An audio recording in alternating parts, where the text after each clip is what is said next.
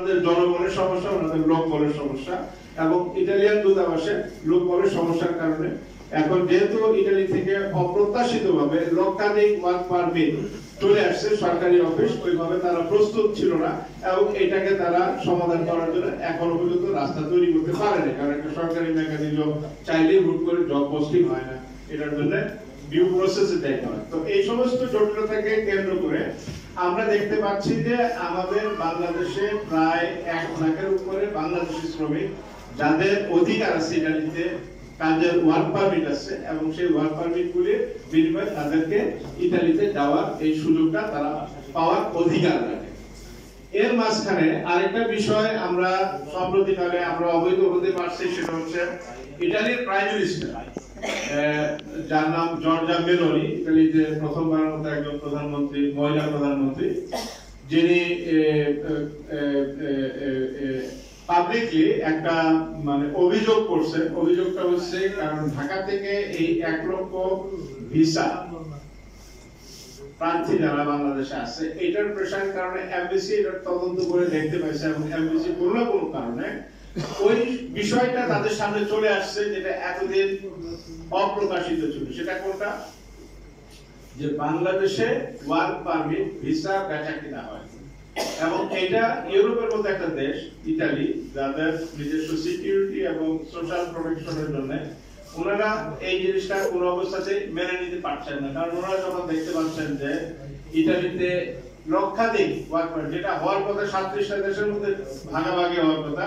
একটা দেশের মধ্যে 1 লক্ষের উপরে ওয়ার্ক পারমিট ইস্যু করা হয়ে গেছে এবং এটার পিছনে কি কারণ তদন্ত করতে গিয়ে দেখা যাচ্ছে যে এটার পিছনে বিপুল সংখ্যক লেনদেন জড়িত। লেনদেন জড়িত মানে এখানে ওয়ার্ক পারমিট গুলি বেচা কিনা হচ্ছে এবং ভিসার পিছনে 10-15 লাখ টাকা 20 লাখ টাকা, কারণ ইটালিয়ান প্রাইম মিনিস্টারের বক্তব্য হচ্ছে বাংলাদেশে 15,000 ইউরোতে ভিসা বেচা কিনা হয়। এই কথাটা ওনার মধ্যে যাওয়ার পরে উনি একজন প্রাইম মিনিস্টার হিসেবে যখন এই বক্তব্য দিবেন, তারপর অবশ্যই উনি এটাকে খতিয়ে দেখতে হবে যে এটা কেন হচ্ছে, কিভাবে হচ্ছে, কারা করছে এবং এটার পিছনে কারা জড়িত, এটার পিছনে ক্রিমিনাল অর্গানাইজেশন জড়িত আছে। ইতালি একটা দেশ যে দেশের সাথে মাফিয়ার নামটা জড়িত, যে এটা অরিজিন জায়গা হচ্ছে মাফিয়া ইতালি এবং সেই জায়গাতে যারা বিশেষ করে আমরা অতি সম্প্রতি দেখতে পাই ইতালির একটা এরিয়া, যে এরিয়াটার প্রিন্সিপাল শহরের নাম হচ্ছে নাপোলি। আপনারা যে শহরটার নামে অনেক পরিচিত থাকবেন, কারণ ম্যারাডোনা নামে একজন ফুটবলার ছিলেন যিনি একসময় খুব জনপ্রিয় নাপোলি টিমে খেলতেন, যে কারণে নাপোলিটা বাংলাদেশের কাছে বেশি পরিচিত। এবং সেই নাপোলি শহরের এবং তার সারাউন্ডিং এরিয়াতে শুধু ইতালিতে 19টা রিজিয়ন মানে বিভাগ, 19টা বিভাগ, যেমন আমাদের বাংলাদেশে 8টা বিভাগ আছে, 8টা বিভাগ ঠিক তেমনি ইতালিতে 19টা বিভাগ নিয়ে ইতালি টোটাল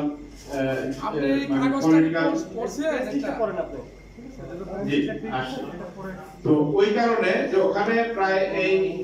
একটা অঞ্চল থেকে প্রায় লক্ষাধিক আবেদন করা হয়েছে। এই বিষয়টার উপরে ইতালির গভর্নমেন্ট একটা ইনভেস্টিগেশন করতে গিয়ে ওনারা দেখতে পাচ্ছেন এখানে প্রচুর ইরেগুলারিটি আছে, ফলে ওই ইরেগুলারিটির কারণেও বাংলাদেশে ইতালিয়ান দূতাবাস তাদের ভিসা প্রক্রিয়ার মধ্যে ওনারা আটকে গেছেন এবং ওই ভিসা প্রক্রিয়ার মধ্যে এই যাদের ওই এলাকাতে ইরেগুলার অ্যাক্টিভিটিস আছে সেটা ইনভেস্টিগেশন করতে গিয়েও বাংলাদেশে এই একচুয়ালি বিপুল সংখ্যক ভিসার আবেদন, দ্বিতীয়ত এটার মধ্যে ইরেগুলারিটি আছে, যে ইরেগুলারিটির কারণে ইতালিয়ান গভর্নমেন্ট এটা নিয়ে চিন্তিত এবং এটা নিয়ে ওনারা বাস্তবিক ইনভেস্টিগেশন করতে গিয়ে এই টোটাল প্রসেসটা আরো স্লো হয়ে গেছে। এই হচ্ছে ওভারঅল ইতালির যে সিচুয়েশনটা আছে সেটা। আজকে এখানে আমাদের যে মূল এজেন্ডা, সেই এজেন্ডার পাশাপাশি যেটা হচ্ছে আমাদের এখানে 1 লক্ষ নাগরিক ভুক্তভোগী। আমরা বলতে চাই যে এই 1 লক্ষ কর্মী তাদের যে শ্রমিক আইনের যে অধিকার, তাদের যে অধিকার, সেই অধিকারটা একটা গভর্নমেন্ট ওয়ার্ক পারমিট দেওয়ার পরে তাকে ভিসা দিবে, এটাই হচ্ছে সহজতর কথা। আর এখানে যদি কোনো বেআইনি ঘটনা জড়িত থাকে এটা সরকার অবশ্যই তদন্ত করবে, কিন্তু তার অর্থ এই না যে একজন শ্রমিক 1 বছর 2 বছর 3 বছর ধরে সে কাজে যাওয়ার জন্য অপেক্ষা করবে। কারণ একটা শ্রমিক কোনো পণ্য নয় যে তাকে আমি একটা কার্টুনের মধ্যে বন্দী করে রেখে দিলাম। একটা শ্রমিক তার পরিবার আছে, তার নিজের জীবনযাত্রা আছে, সুতরাং তাকে কোনো না কোনো ভাবে তার এই কাজের সুযোগটা তাকে পেতে হবে এবং তার আয় রোজগার করার যে সুযোগটা অপরচুনিটিসটা আছে এই অপরচুনিটিসটা তাকে পেতে হবে। তো এই জায়গাতে আমরা আটকে গেছি। আমাদের বাংলাদেশের যে কর্মীরা অভিবাসন কর্মী বাংলাদেশ আজকে আমরা নিঃসন্দেহে সবাই এই কথার সাথে একমত এবং এটা আমরা জানি যে আমাদের প্রবাসীদের ঘামে শ্রমে অর্জিত অর্থে বাংলাদেশের অর্থনীতি আজকে একটা সুদৃঢ় ভিত্তির উপর প্রতিষ্ঠিত এবং বাংলাদেশ গত 40 বছর ধরে তার থেকে বেশি সময় ধরে বাংলাদেশ থেকে আমরা বিদেশে কাজকর্ম করতে যাই।